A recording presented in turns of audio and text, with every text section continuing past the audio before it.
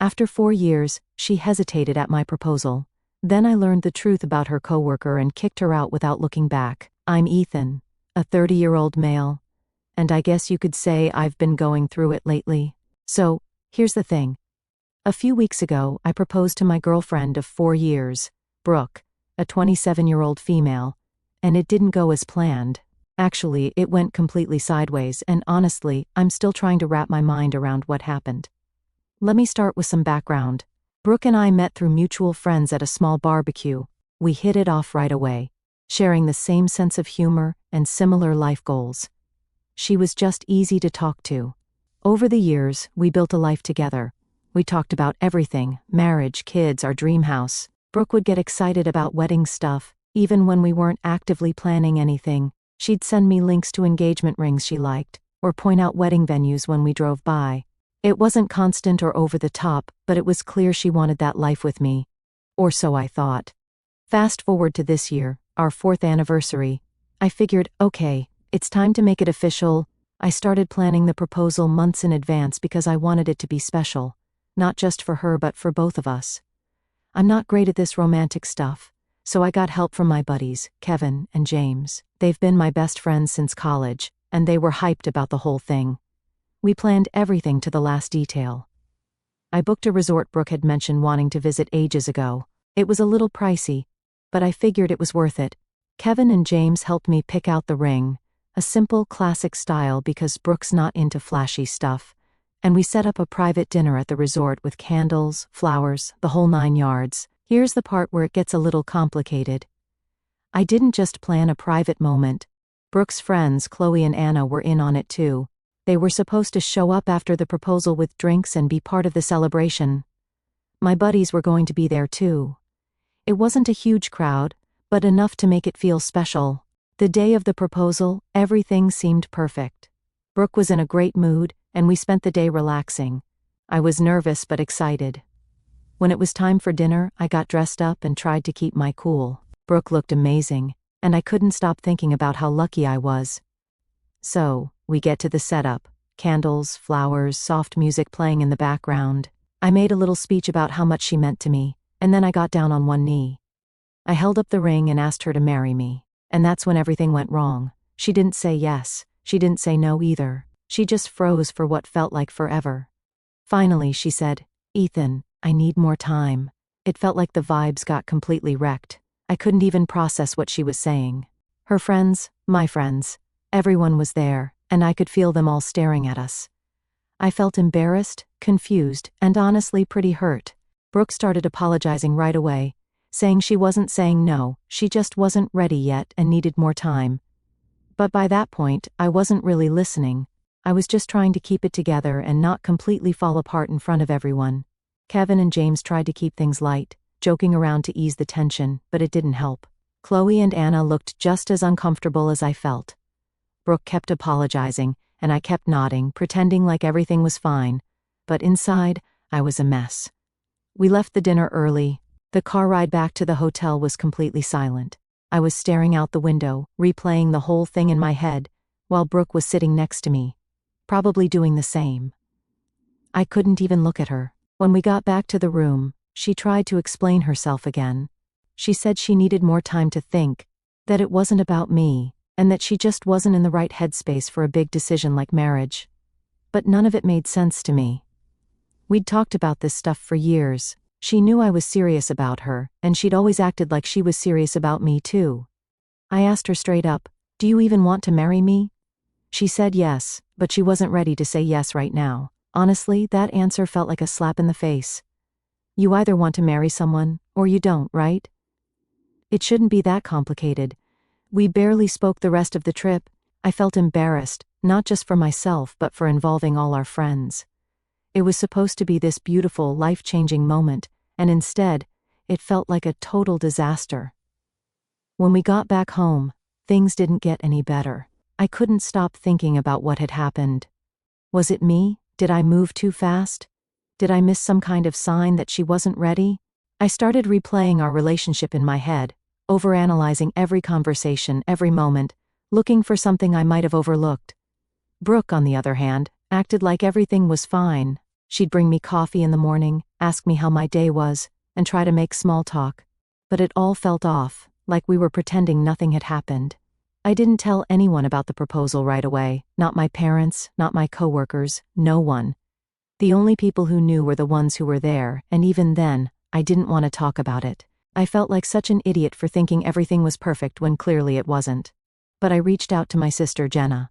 She's always been the bold one in the family, the type to tell you what you need to hear, not what you want to hear. I figured if anyone could give me some perspective, it'd be her. Little did I know, she was about to make things even more confusing. When I called Jenna, I wasn't even sure how to explain what had happened. It felt embarrassing to admit, like I'd somehow failed. But she could tell something was up as soon as I said, "Hey, you got a minute?"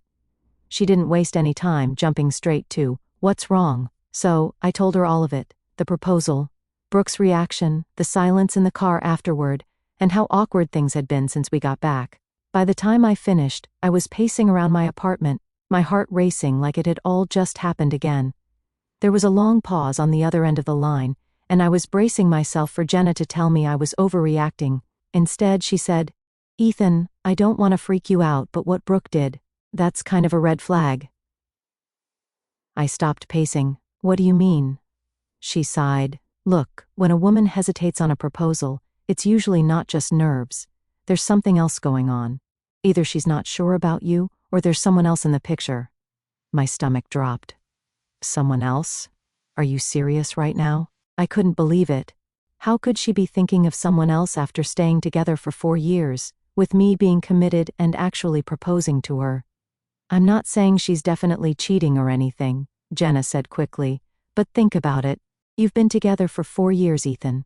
4 years. She knew this was coming. It's not like you blindsided her. And if she's not ready now, what's she waiting for?" Her words hit me harder than I wanted to admit. I didn't want to believe Brooke could be hiding something like that from me, but I couldn't ignore the way Jenna's explanation made sense.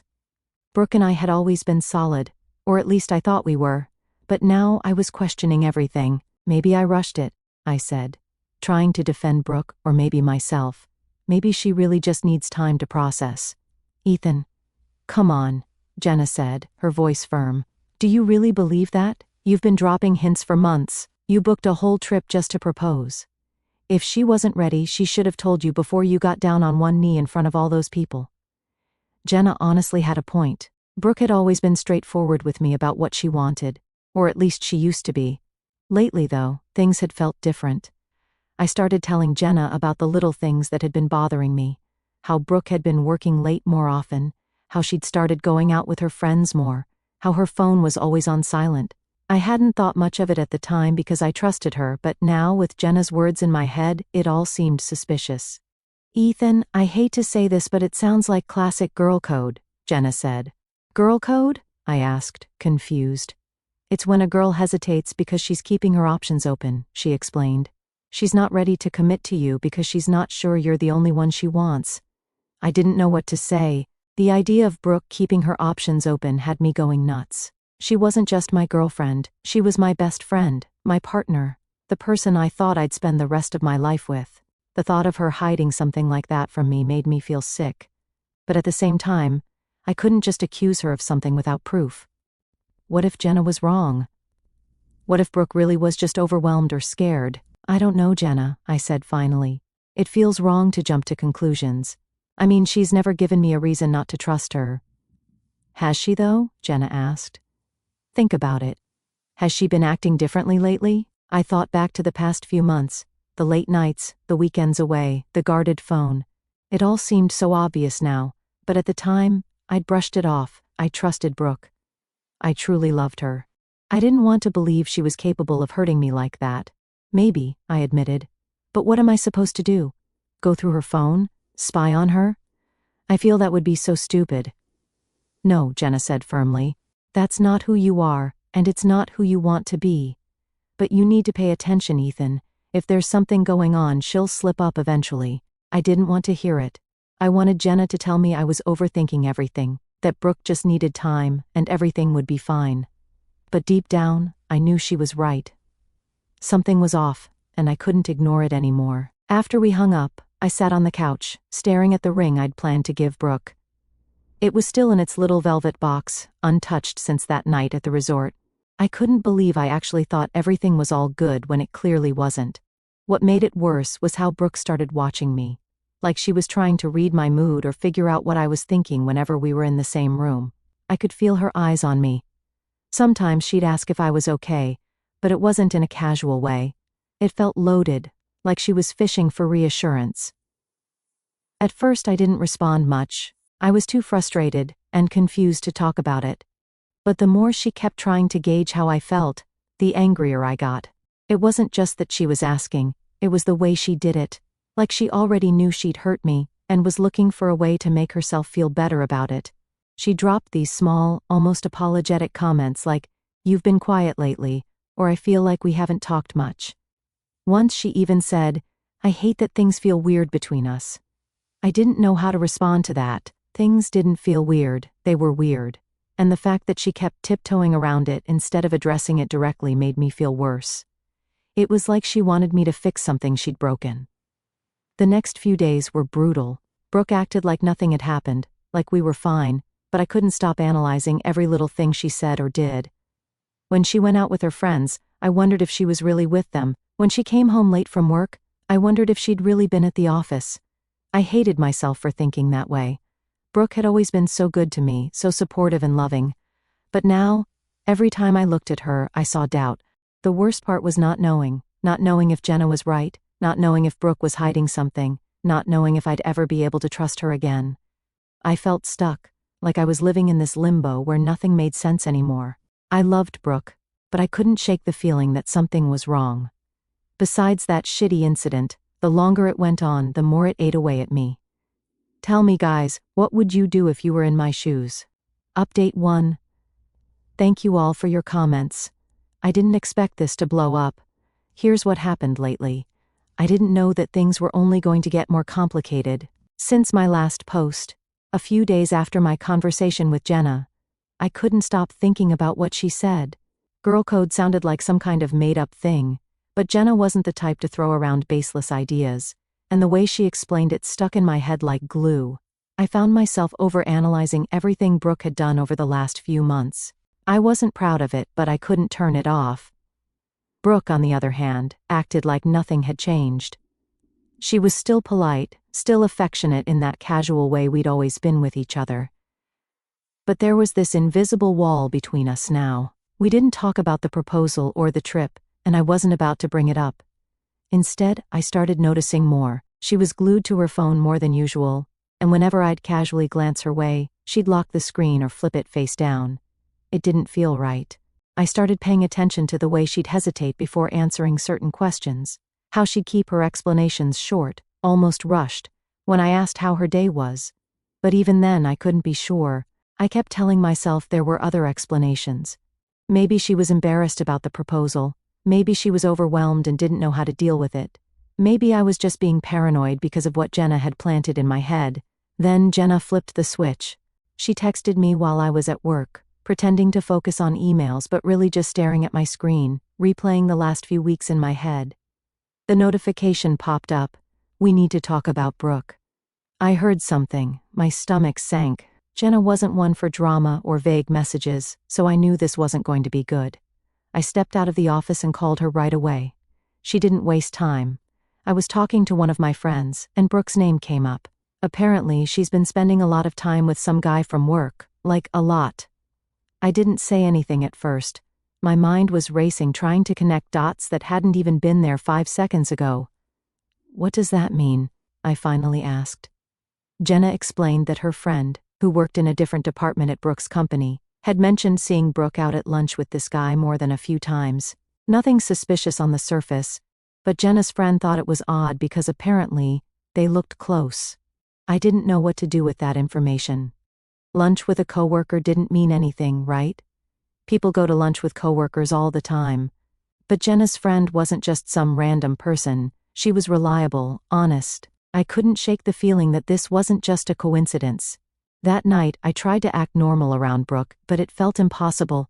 Every time her phone buzzed, every time she mentioned work, I found myself wondering if she was talking to him, whoever he was. She mentioned a late meeting the next day, and instead of just nodding like I usually did, I felt this knot in my stomach.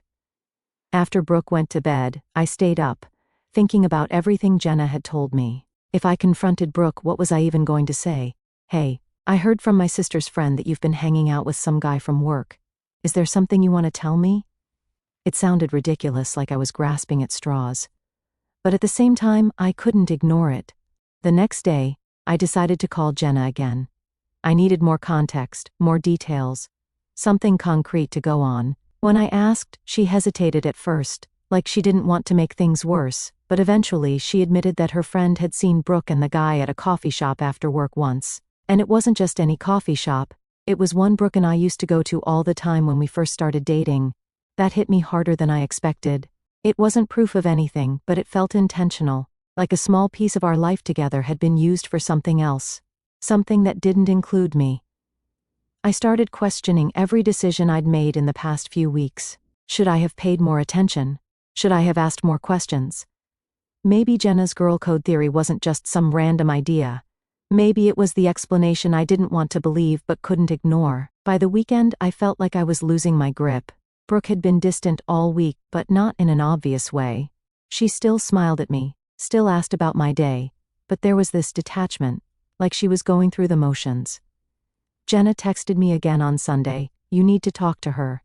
If she's hiding something, she's not going to admit it unless you push, but I don't know how to push without crossing a line. I don't want to be the guy who accuses his girlfriend of something without evidence. At the same time, I can't keep pretending like everything is fine. I'm in a tough position, but I feel like soon I will make my decision. I'll keep you guys updated." Update 2. Hey guys. First off, thank you for all the support and advice on my last post. I've spent the past few days trying to process everything, your perspectives, and I decided to confront Brooke, like most of you suggested. But let me tell you what happened before that. After a few days since Jenna sent me that text, I'd had enough. The tension in the apartment was suffocating, and I wasn't going to keep it low.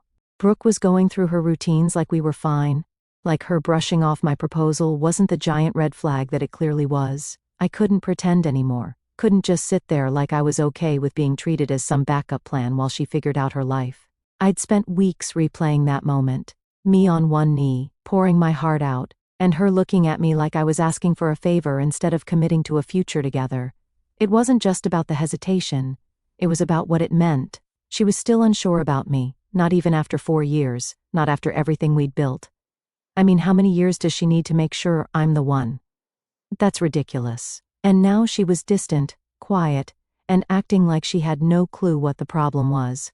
That night, after dinner, I sat across from her at the table. She was scrolling on her phone, like she always did. Completely checked out.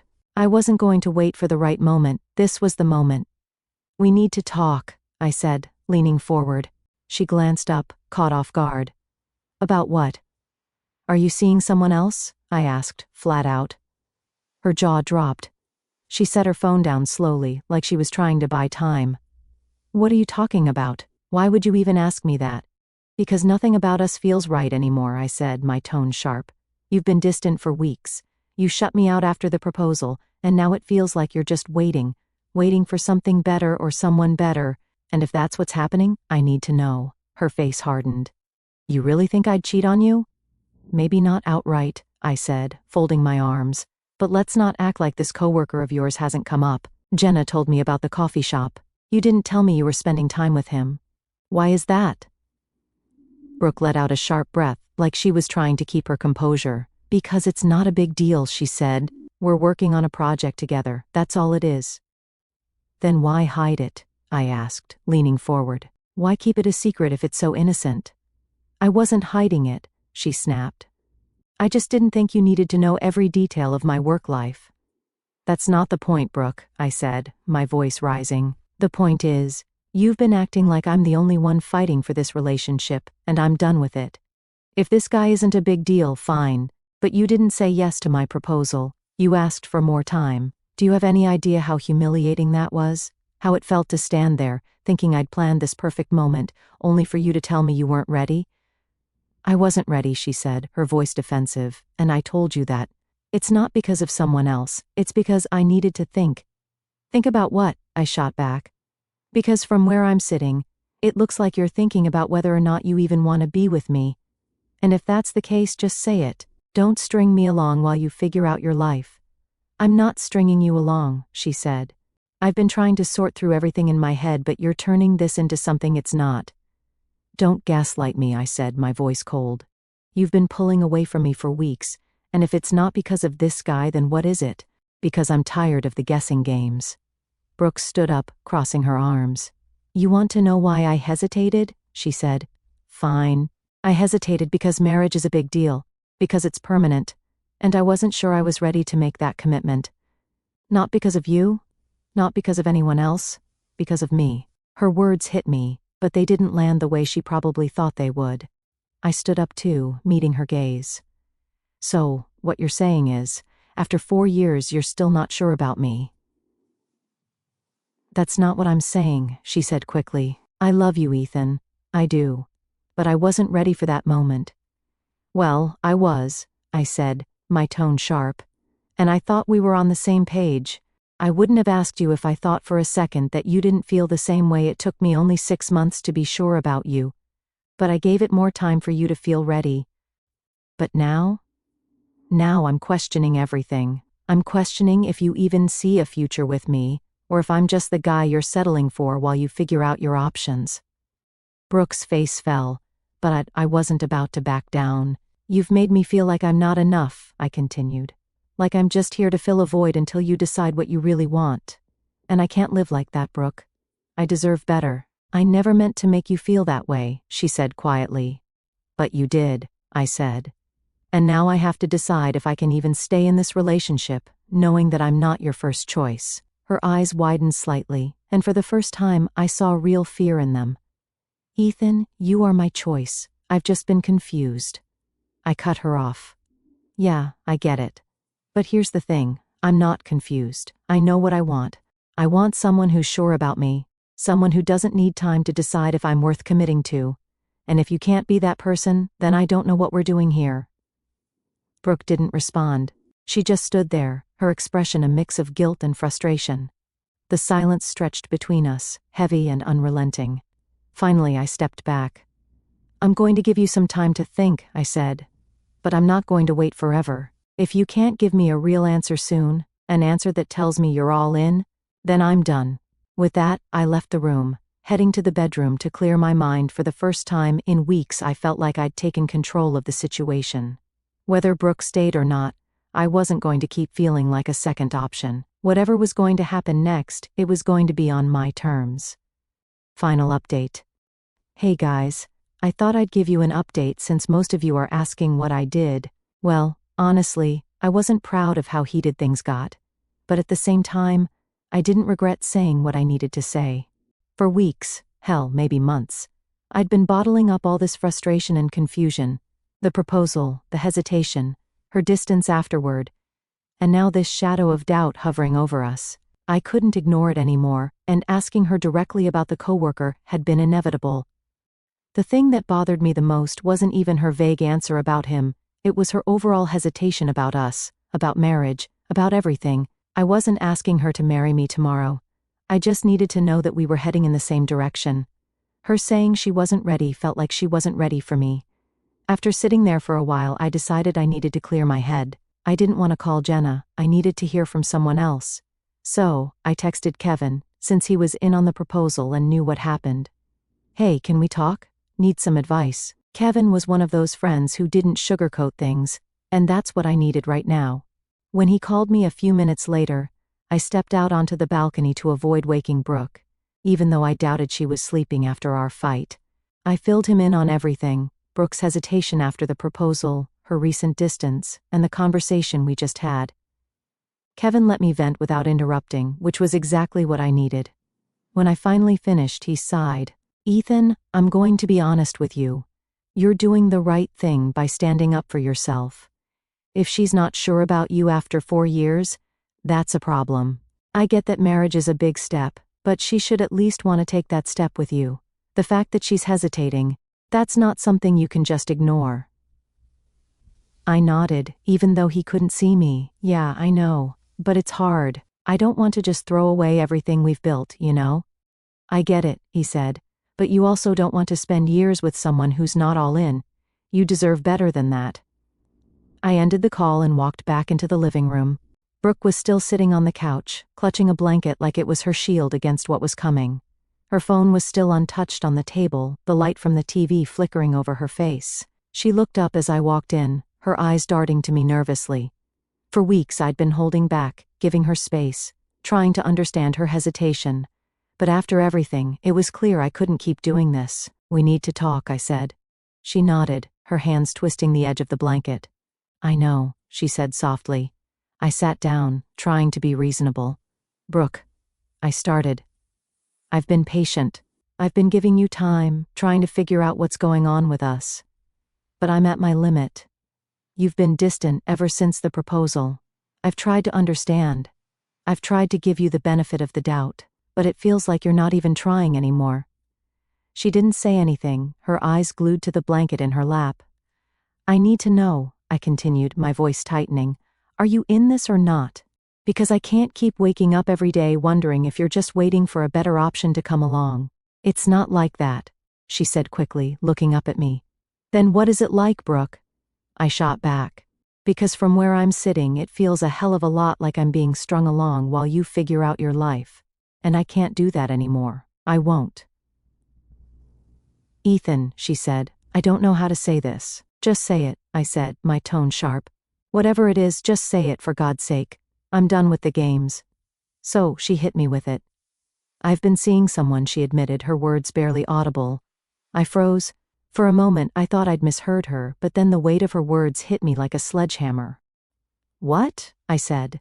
She looked up at me, her eyes filled with guilt and tears. I didn't mean for it to happen, she said quickly. It happened. And I didn't know how to tell you. I didn't want to hurt you. At that point, I lost it. There was no way I was taking this calmly. Didn't want to hurt me? I repeated, my voice rising. You didn't want to hurt me, so you decided to sneak around behind my back instead, and playing with me until I kneel down and propose, only for you to say, I'm not sure? Do you even hear yourself, Brooke? I'm not with him, she said desperately. I'm not sure about him either. That's the problem. I don't know what I want, Ethan. You don't know what you want? I said, standing up abruptly. After 4 years, after everything we've built together, you don't know what you want? Do you have any idea how pathetic that sounds? She flinched, but I didn't care. I was done holding back. I was ready to spend my life with you, I continued, my voice shaking with anger. I was ready to build a future with you, and while I was planning our next steps, you were out, not being sure about someone else? Do you have any idea how humiliating that is for me? I didn't mean for it to get this far, she said, tears streaming down her face now. I didn't mean for any of this to happen, but it did, I said, cutting her off. You let it happen, and then you sat here, day after day, pretending like everything was fine while you ripped this relationship apart behind my back. I'm sorry, she said, her voice breaking. Sorry? I said bitterly. You're sorry? Do you think that changes anything? Do you think that fixes the fact that you've been lying to me, that you've been lying to yourself?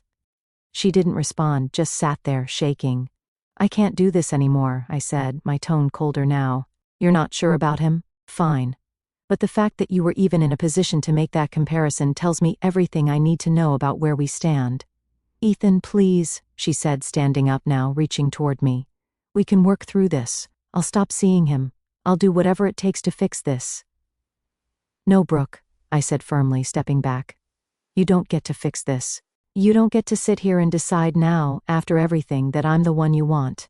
Her face crumpled, but I didn't let it sway me. Get out of my house, I said, my voice like steel.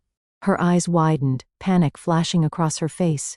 Ethan, please don't do this. You did this, I said, pointing at her.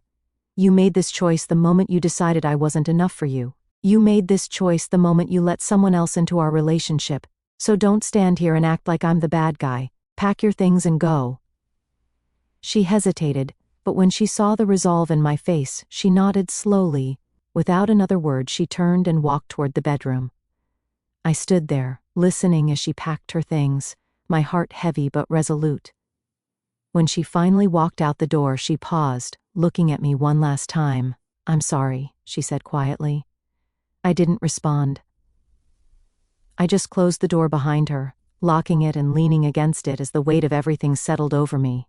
The apartment was quiet now, but for the first time in weeks, the silence felt like peace. That night she left my life, I called Jenna, just to assure her it was not the coworker that we were debating, it was another guy. Writing this now seems pathetic and laughable. Anyway, I told her everything, how Brooke admitted to seeing someone else but claimed it wasn't serious, and how I couldn't stay in a relationship with someone who treated me like an option. Jenna was shocked at the beginning but also supportive. You did the right thing, you deserve better. A few days later I got a call from Brooke's sister Lila. She wanted to know what happened. I explained everything, her hesitation at the proposal, her confession, and my decision to end things. To my surprise, Lila said, "I'm sorry, Ethan. You didn't deserve that. Brooke's been lost lately, and I hope she figures it out, but you made the right choice." Since then, I've been focusing on myself. I sold that doomed engagement ring. It felt like holding on to a very bad memory in my life, so there was no need for it. The money's in savings now, a reminder to invest in my future instead of clinging to the past. It hasn't been easy. Some days, I replay everything in my head, wondering if I could have done something differently. But deep down, I know this wasn't about me. Brooke's hesitation and choices were hers, not a reflection of my worth. I'm not ready to date again yet, but that's okay. For now, I'm taking time to heal and rebuild. To everyone who's been following my story, thank you. Your advice and support gave me the strength to stand up for myself. If you're in a similar situation, trust your instincts. You deserve someone who's all in, no doubts, no hesitation. It's hard to let go, but sometimes it's the only way forward. Life isn't perfect, but I'm learning to embrace the uncertainty one day at a time. Here's to new beginnings.